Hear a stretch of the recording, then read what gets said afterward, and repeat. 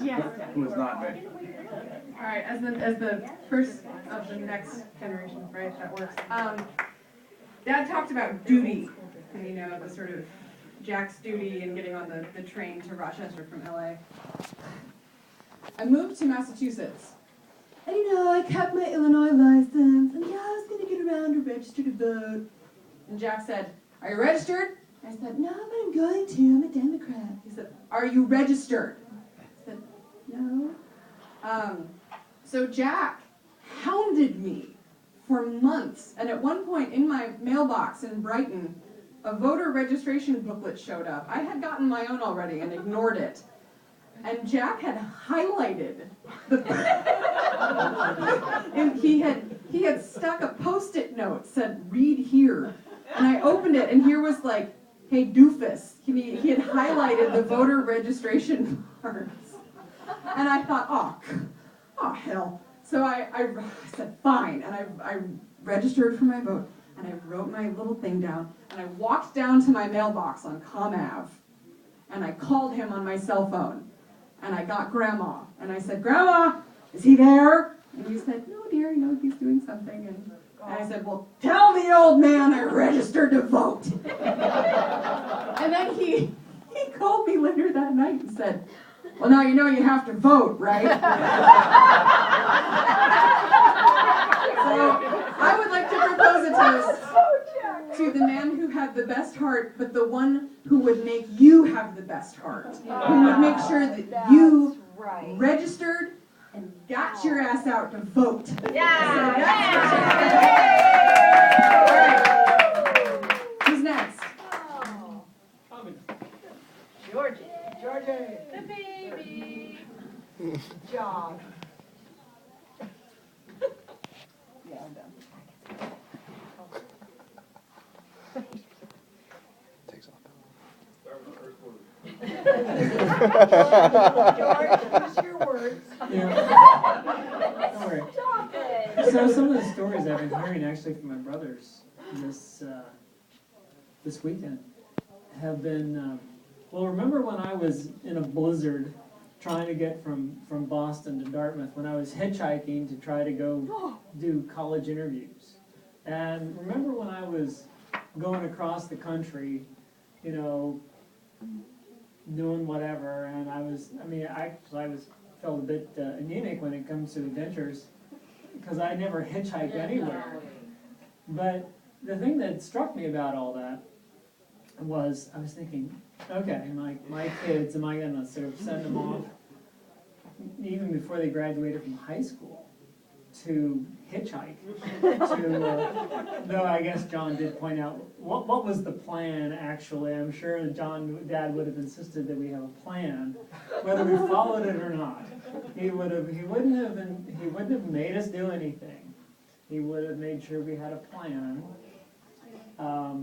but then give us the freedom to follow that plan or fall flat on our faces to our heart's delight. On the latter point, I remember when I was still in high school, I was, I guess, preparing to take a bicycling trip from our hometown, Crawfordsville, up to northern Michigan. And so we were going to do kind of a trial thing off to, I don't know, somewhere into Illinois. And somehow we had gotten the idea that when you get over there, you can find a place to camp. This is a bicycle. A friend and I were going to bicycle from Crawfordsville to northern Michigan. So the two of us headed off on our bicycles, and Dad waved goodbye.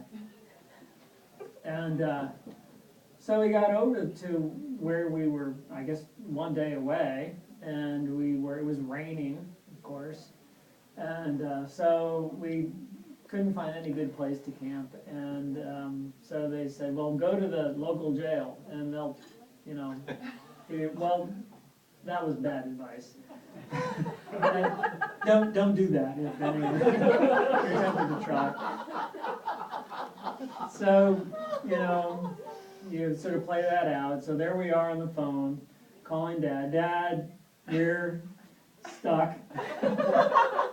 Come and help. So it's probably, 1 o'clock in the morning, and we're calling Dad, and from, I don't know, I guess by driving, we're probably, 2 or 3 hours away. And he comes over with his car, and, pops the trunk, and we stuff the bicycles in, and off we go back home. Doesn't say a word, it's not, what in the world were you thinking, how stupid of you, whatever. It was like, let's go home. When I think of Dad, one of the few of the words that are the most profound to me are just, he was always there. You could always trust him to be behind you. He wasn't telling you what to do, but he was always behind you and ready to help you at a moment's notice and to do whatever was needed. And he wasn't there to criticize. He was there to give opinions when they were needed. Oh my God. But he wasn't gonna judge you. He was reality, for sure, as I can't remember as John or Chuck said. But he was just the gentle hand, almost of God. Really, if you think about it, just the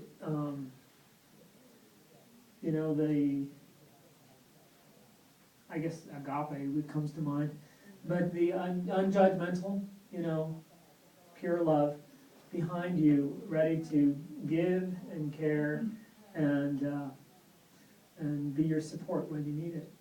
And he was always that for me in my life.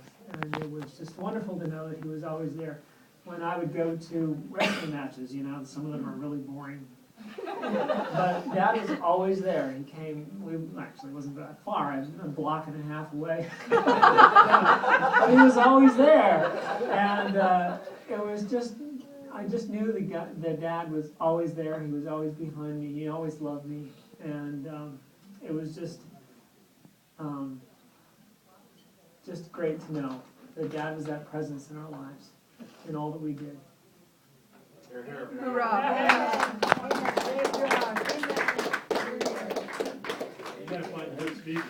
Ma, you gotta tell a story. Tell a story when you went off skydiving. Dad said, don't tell me, just let me raise your hand. Well, that was Mom. Oh, that was Mom. Oh, that's a good Mom said, story. don't tell me till you come back. Okay. Yeah. Dad just said, break a leg. Because skydiving was small compared to the shit these guys did.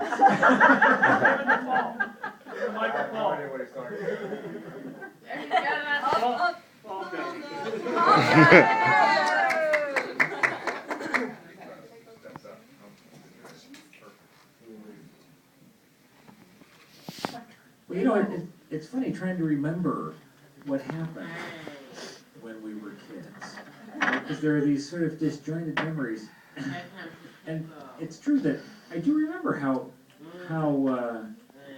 he was sort of infinitely forgiving. He was sort of he was almost divine in his tolerance of our errors, and at the same time, I can remember being berated by him, and I can't remember, the thing is I can't remember any of what those things were for, but I can remember him yelling at us. It was probably for like not cleaning up your room or something like that. And I remember there was, we would say, well, okay, it's not, and he would say, I don't want excuses, I want results. And that's where you get it. On the spot, because there you are standing in front of him, and like how could I produce results standing here in front of you being berated? You can go clean up your room. No, you can't go clean up your room when he's letting you.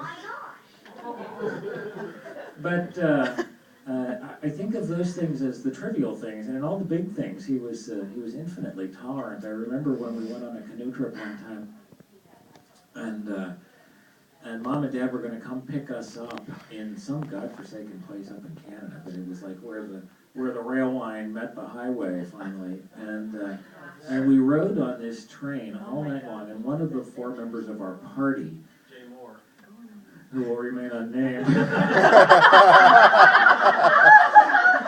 found his way down to the bar car and made the incredible discovery that on Canadian trains they will serve you as much beer as you want, even if you're 17 years old. And he made good use of that privilege. And so when we got off on the platform in North Bay, Ontario, or wherever it was, then George was with them too. George was the little guy there. Puking all. Yeah, I think we could estimate pretty well that the number of beers was like somewhere between 8 and 12. And yet I remember Dad not making a single word of reproach of what happened. And then there was the time when I was about to graduate from high school, and there was going to be a big party out in the woods, you know, and I told Mom and Dad, well, I'm going to go camping with some friends. And this is the downside of living a block and a half from the high school, that we were down there in front of the high school, like transferring coolers from car to car. And I saw Dad go past on his way home. And I thought, uh-oh. Much later that night, when they called Dad down to the jailhouse, he came down and I remember him greeting Charlie Arvin at the doorway to the county jail and saying, "Well, Charlie, I didn't expect to see you here at this time of day." And the only thing he had to say to me was, "Well, you know, you weren't entirely frank about where you were going, you know?"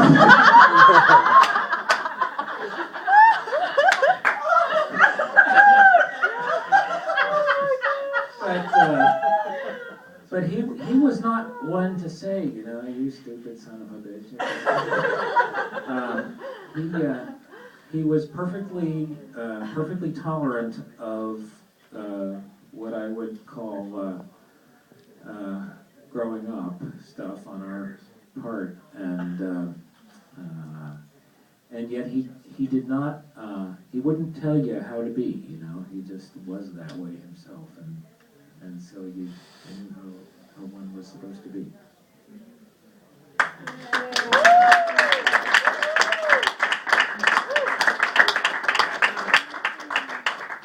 Libby. No. Mom. No. Marty. Marty. Come on, Marty. And then Marty. Hi. I don't have a funny story. I wish I did. Well done. Though I think of Jack as being. Or stay put. Stay there. Sorry. You can stay put.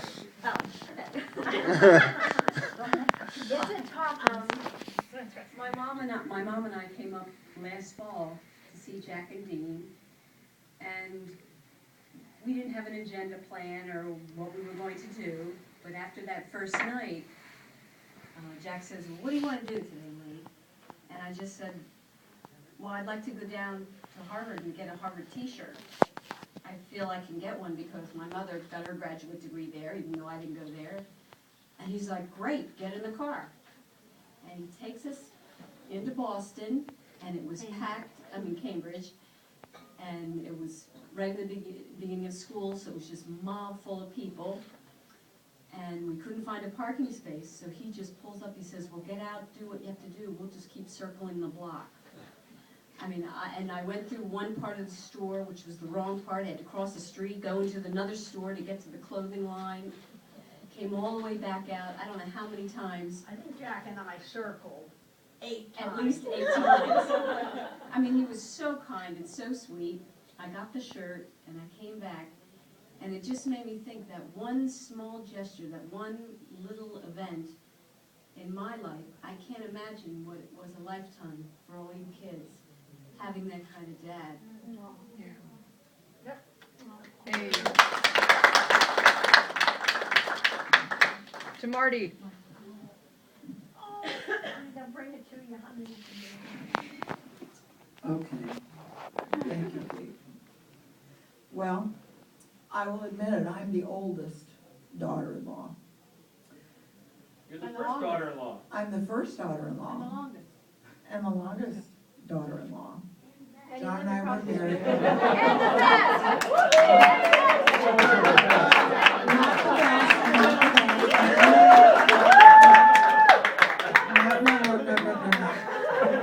But I remember growing up across the street from Jack and Dean. And I remember going to church, and the Robertses would be in their pew, and Jack always had a beautiful suit on and a beautiful tie. And Mom always had this, she had a navy blue dress that had her monogram right on the chest. She looked so elegant. And then there were all the children, and if they weren't serving at the altar, they were sitting in the pew, all 7 of them together. Beatifically. But, frequently, 2 or 3 of the Roberts boys were serving at the, as what was it? Acolytes. Acolytes at St. John. And I can remember thinking, gosh, that's how I'd like to be someday. I want a family like that. I want to have a family, because my family didn't go to church. I mean, I went to church. I decided at 8 I was going to join the Episcopal Church, and so I did, and it's been a great blessing in my life. But, it was like, oh, here's this perfect family, this wonderful family, all lined up, and there are the sons doing the stuff up there, and and I thought, gosh, that's cool. That's absolutely neat. And when I got a little bit older, now this is a secondhand story, because I was kind of the ugly duckling across the street with, long braids, and I was tall and scrawny and gawky and, just kind of weird looking for a long time. And when I was a sophomore in high school and John was a senior, John was in the bunk bed with Paul, and he said to Paul, "Who do you think I should date this year?" And Paul said, "Have you looked across the street recently?" And John said, "What? Who are you talking about?" Paul said, Marty Melky." And John said, "What? That tall, scrawny girl with the pigtails?" And Paul said, "Well, you haven't looked recently." And so John asked me out for the first time. I thought I had died and gone to heaven. Not only did this gorgeous man, okay, imagine being a lowly sophomore and having a senior ask you out. He was actually a gorgeous boy in those days. And this was part of, it was kind of like I felt like I was coming a little bit full circle, because I used to babysit for George and Libby when they were younger. Although I have to say, George did stab me in the foot with a barbecue fork.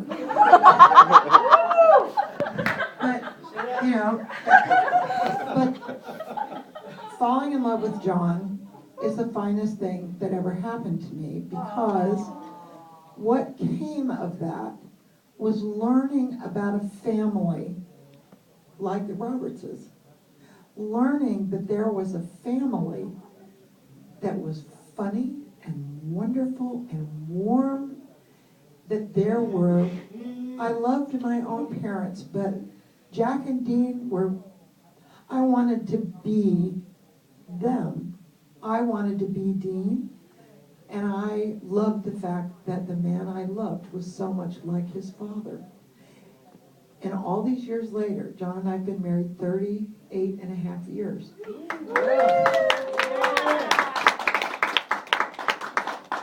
The greatest gift is that my husband still loves me after all these years. The second greatest gift is the fact that I belong to a family that is so awesome. Each and every one of you are amazing people.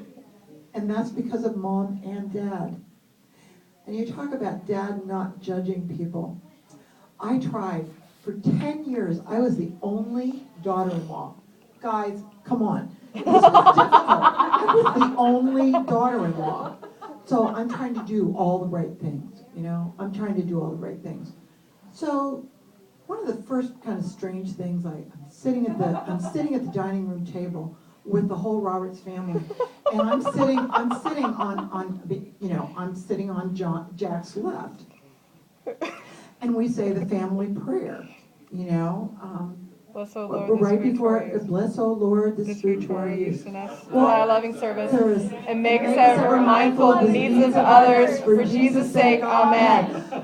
Hand squeeze, and Jack squeezes my hand, and I'm thinking, are you kidding? I didn't know, I thought, okay. I'll squeeze your hand back. That never happened in my house. Well then, you know, being the loving daughter-in-law, I noticed Jack ate brown bananas. He ate brown bananas. So whenever Mom and Dad were coming to visit us, you know, young marrieds, we were married when I was 20 and John was 22, God help us, it's amazing we're still together. But I noticed over the years that Dad ate brown bananas. So whenever Mom and Dad would come to visit, I would go to the store 10 days before they came, and I would buy green bananas because I had to have them ripen enough so that he'd have the kind of bananas that he wanted, brown bananas. Well, when I'd been married 32 years, my father-in-law finally said to me, Marjorie, why do you always have brown bananas? And I said, Pa, I have brown bananas because those are the kind you like. And he said, no, I don't. I hate to see waste. And I said, you could have told me that 32 bloody years ago. You could have been eating normal bananas, Jack. He said, it's okay. He said, but from here on out, do you mind if we have normal bananas?